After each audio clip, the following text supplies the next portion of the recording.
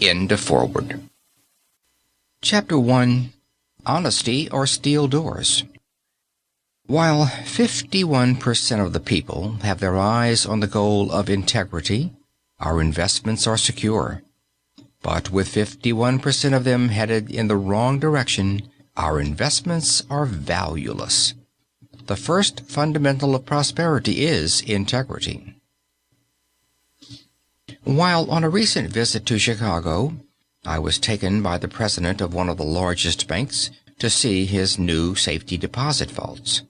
He described these, as bank presidents will, as the largest and most marvelous vaults in the city. He expatiated on the heavy steel doors and the various electrical and mechanical contrivances which protect the stocks and bonds deposited in the institution. While at the bank, a person came in to rent a box. He made the arrangements for the box, and a box was handed to him. In it, he deposited some stocks and bonds which he took from his pocket. Then the clerk, who had charge of the vaults, went to a rack on the wall and took out a key, and gave it to the man who had rented the box. Then the man put the box into one of the little steel compartments, shut the door, and turned the key.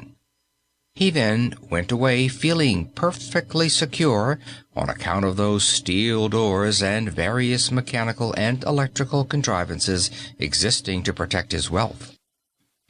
I did not wish to give him a sleepless night, so I said nothing, but I couldn't help thinking how easy it would have been for that poorly paid, hump-backed clerk to make a duplicate of that key before he delivered it to the renter of that box.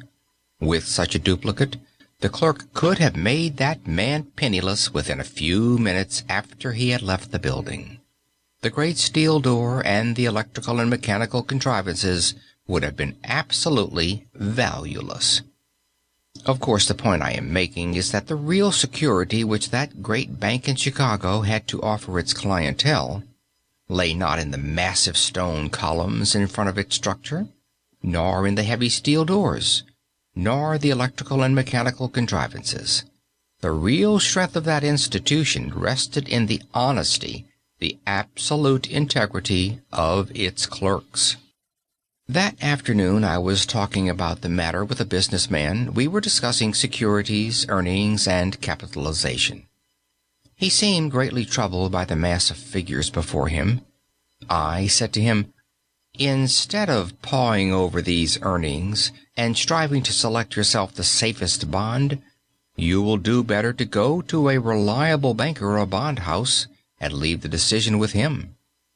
"Why," he said, "I couldn't do that." "Mr. Jones," I went on, "tell me the truth.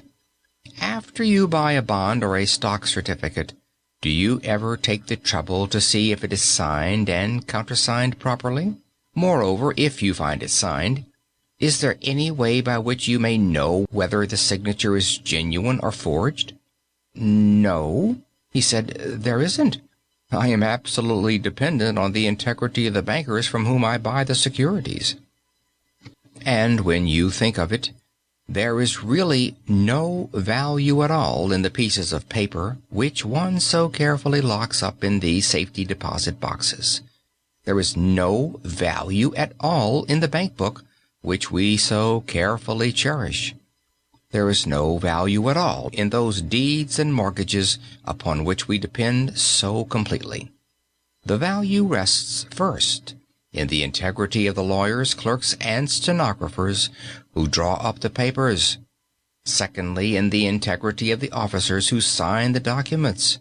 Thirdly, in the integrity of the courts and judges which would enable us to enforce our claims, and finally, in the integrity of the community, which would determine whether or not the orders of the court will be executed. These things which we look upon as of great value, the stocks, bonds, bank books, deeds, mortgages, insurance policies, and so forth, are merely nothing. While 51% of the people have their eyes on the goal of integrity, our investments are secure.